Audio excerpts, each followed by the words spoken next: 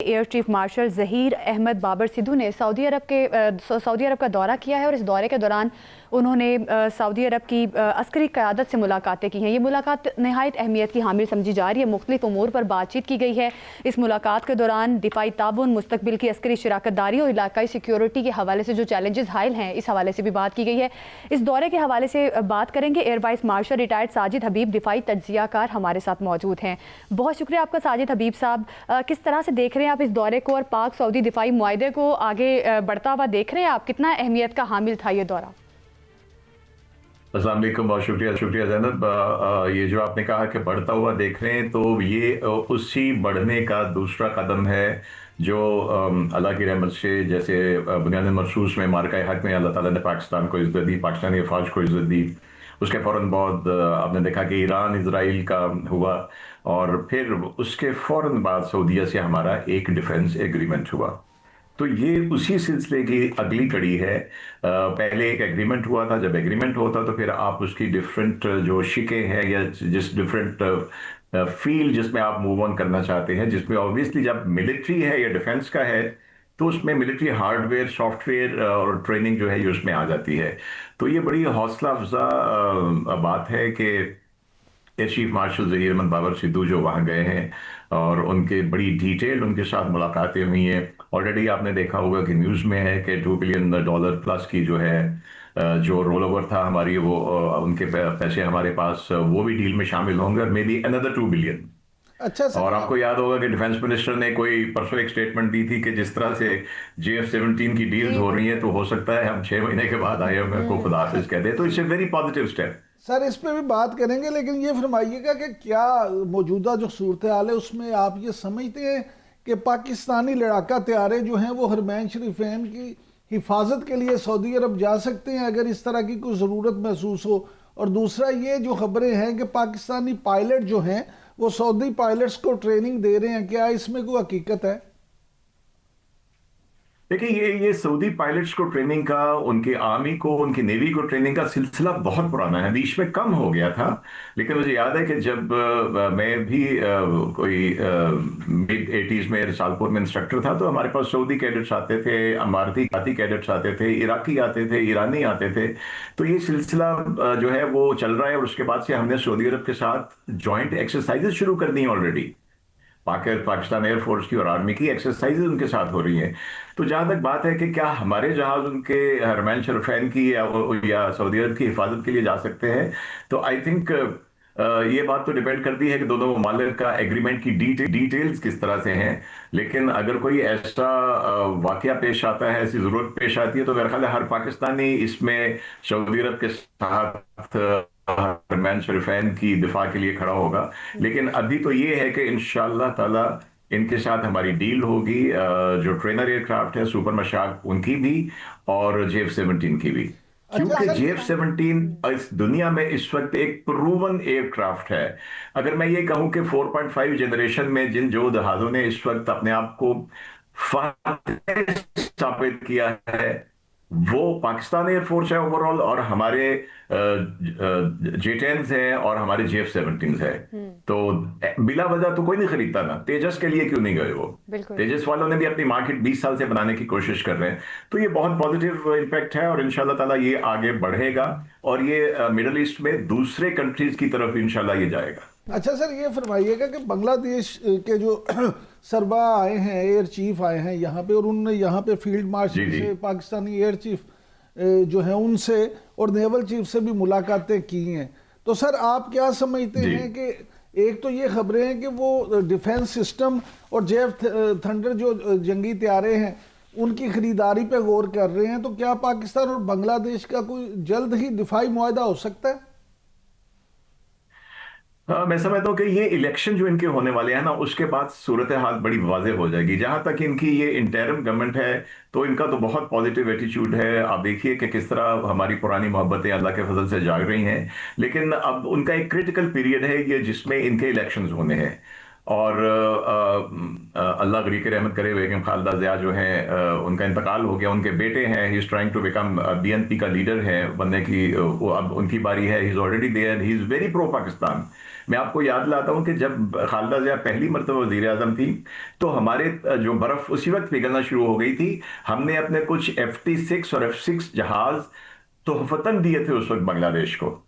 ये अब से कोई 25 30 साल पुरानी बात है। तो अभी जैसे ही मेरे ख्याल में इनकी जो सियासी सूरत हाल है वो क्लियर हो जाएगी, सर तो यकीनी फिर तौर पे मुझे इलेक्शन के बाद बहुत यकीन है। वाजे तौर पे पता चल सकेगा कि कोई हमारा दिफाई मुआहदा जी बांग्लादेश के साथ भी होता है या नहीं। सर जिस तरह से हमारे जंगी तैयारे और जिस तरह से जंगी हथियार जो हैं वो इन डिमांड है इस वक्त पूरी दुनिया में, सर आप किस तरह से समझते हैं कि हम मुस्तकबिल में ये एक्सपेक्ट कर सकते हैं कि बांग्लादेश भी कल को हमारे से मिसाइल वगैरह खरीदेगा? ऐसी कोई देखिए, तवक्को रख सकता है पाकिस्तान? अगर जहाज खरीदने की बात शुरू होती है, JF-17 खरीदने की शुरू बात होती है, तो जनाब ये कंप्लीट एक पैकेज होती है। मैं आपको छोटी सी मिसाल देता हूं कि अभी हमने सिर्फ F-16 के अपग्रेड के लिए हमारी अमेरिका से, आप जानते हैं, 680 या 82 मिलियन डॉलर की एक डील हुई है। अब उसमें से हार्डवेयर मुश्किल से 36 मिलियन डॉलर का है, 36 या 37 का। बाकी सारी जो अमाउंट है वो ट्रेनिंग के लिए है, उसको इंटीग्रेट करने के लिए है, और उसके ऊपर खर्च होगी, और फिर उसकी सप्लाई चेन। तो अगर हमारा कोई भी कॉन्ट्रैक्ट होता है सऊदीया के साथ, बांग्लादेश के साथ, लीबिया के साथ ऑलरेडी इन प्रोसेस है, तो इससे वेरी लॉन्ग टर्म बेनिफिट इसका। तो मैं तो चाहता हूं कि हमारी बाकी इंडस्ट्रीज को भी इधर देखना चाहिए कि अपने आप को दुनिया में साबित करें, तो दुनिया क्यों नहीं आएगी आपके पास। तो आई एम वेरी पॉजिटिव कि इंशाल्लाह ताला बांग्लादेश के साथ जब ये होगा तो फिर उसके साथ आपको सिस्टम्स, फिर इंटीग्रेशन, फिर ट्रेनिंग। अगर वो PL-15 लेने के लिए जाते हैं चाइना के पास, तो इसको इंटीग्रेट कौन करेगा? हम करेंगे। साइबर वॉरफेयर की तरफ उन्होंने जाना है जिसमें JF-17 इन्वॉल्व हुए थे, तो वो इंशाल्लाह ताला हम ही करेंगे। और इसका बड़ा लॉन्ग, जिसको कहते हैं लॉन्ग रन में बहुत बेनिफिट होगा। और रीजन में जो भारत की एक हेजेमनी थी वो तो क्रम्बल हो ही चुकी है, तो इंशाल्लाह पाकिस्तान को स्ट्रेंथ मिलेगी इससे। अच्छा सर, ये फरमाइएगा कि जिस तरह आपने पहले एक सवाल के जवाब में जिक्र भी किया ख्वाजा आसिफ साहब के उस बयान का, तो अमेरिकी जो कंपनी है उन्होंने 2024 में 334 बिलियन डॉलर जो हैं वो कमाए हैं आर्म्स जो है उनसे। तो आप क्या समझते हैं कि सर पाकिस्तान जो है ये मुस्तकबिल में आपको पाकिस्तानी हथियार हों, जंगी जहाज हों, टेक्नोलॉजी हो, तो क्या आप समझते हैं कि ये उनकी बरामद से भी पाकिस्तान जो है वो वाकई ही इतना पैसा कमा सकता है कि हमारी IMF से भी जान छूट जाए और पाकिस्तान इस इंडस्ट्री में एक बड़ा मुल्क बन जाए? देखिए, डिफेंस इंडस्ट्री की हद तक तो मैं आपको यकीन दिलाता हूं। अभी जो पिछले दिनों तैमूर मिसाइल का आपने देखा कि उसका एक एक्सपेरिमेंट, उसका तजर्बा हुआ जो बहुत सक्सेसफुल था, ये प्योरली पाकिस्तान एयरफोर्स का जो एयर वेपन्स कॉम्प्लेक्स है वहां का बना हुआ है। हमारे टैंक्स जो हैं जिनको हम बना रहे हैं, हमारी जो टेक्सला में फैक्ट्री है वहां पे बना रहे हैं, लीबिया वाले उसके लिए जा रहे हैं। JF-17 देखिए, अब तक 52% पाकिस्तान में बनता था और 48% वो चाइना में बन रहा था। अभी इस वक्त एयर चीफ के जो विजन है उसके मुताबिक हमारा जो NSTP है या हमारे जो अपने पाकिस्तान एरोनॉटिकल कॉम्प्लेक्स है, वो बाकी 48% भी पाकिस्तान में लेके आ रहे हैं। तो ये एक तो चाइना पाकिस्तान की जो एक दोस्ती है उसका निशान है। और जब ये 100% होगा, 100% में ये नहीं है कि इंजन भी आ जाएगा, कुछ एवियोनिक्स भी, लेकिन आपका जो स्ट्रक्चर कंप्लीट है वो यहाँ पे, तो उतना ही बेनिफिट हमें होगा और उसका जो हिस्सा है वो चाइना को भी जाएगा। तो ये दोनों हमारा जो इसका रब्त है हमारा, तो ये डिफेंस इंडस्ट्री की हद तक तो मैं आपको यकीन दिलाता हूं कि हमारे जो इंजीनियर्स हैं, हमारे टेक्नीशियंस हैं, हमारे बनाने वाले हैं, वो बहुत कमाल कर रहे हैं। उसका सबूत हमने जंग में देख लिया, उसका जंग के बाद कसरात में देख लिया कि बड़ी कामयाबी मिली है। लेकिन सर बड़ी कामयाबी मिली है। बाकी चीज डिपेंड करती है कि बाकी इंडस्ट्रीज कैसे करती हैं और हुकूमत उनको कैसे फैसिलिटेट करती है। अच्छा सर, ये फरमाइएगा कि जिस तरह आपने चीन और पाकिस्तान की दोस्ती की, ताल्लुक की और कामयाबियों की बात की, तो चीन ने J-35 लॉन्च कर दिया, तो उसमें ये भी खबरें हैं कि बहुत से J-35 जो हैं पाकिस्तान को भी मिल रहे हैं। तो आप बीइंग अ एयरफोर्स मैन क्या समझते हैं कि पाकिस्तान के दिफा को इससे कितना बूस्ट मिलेगा? देखिए, वो ऑलमोस्ट 6th जनरेशन एयरक्राफ्ट है, 5+ है, तो मैं समझता हूँ कि इंतहाई उसको बूस्ट मिलेगा। और J-35 अगर हमें मिलते हैं, पाकिस्तान एक्वायर करता है इंशाल्लाह ताला in due course of time. Obviously इस पे फाइनेंशियल भी इन्वॉल्व होते हैं, कोई आपको कोई चीज फ्री नहीं देता। तो अब चीन को भी देखे ना, ट्रस्ट है ना कि उसके इक्विपमेंट को चीन ने तो साबित नहीं किया कि उनका इक्विपमेंट अच्छा है, वो हमने किया। चंदू की जो जहां पे J-10 और ये सारे बनते हैं उसकी कहाँ शेयर आपको याद है कि दूसरे ही दिन चढ़ गए थे और राफेल के गिर गए थे, राफेल गिरे तो उनके शेयर भी गिर गए।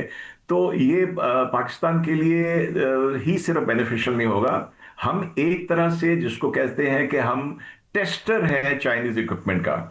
इससे पहले भी आप पिछले 60 साल में चीन की तो जंग नहीं हुई।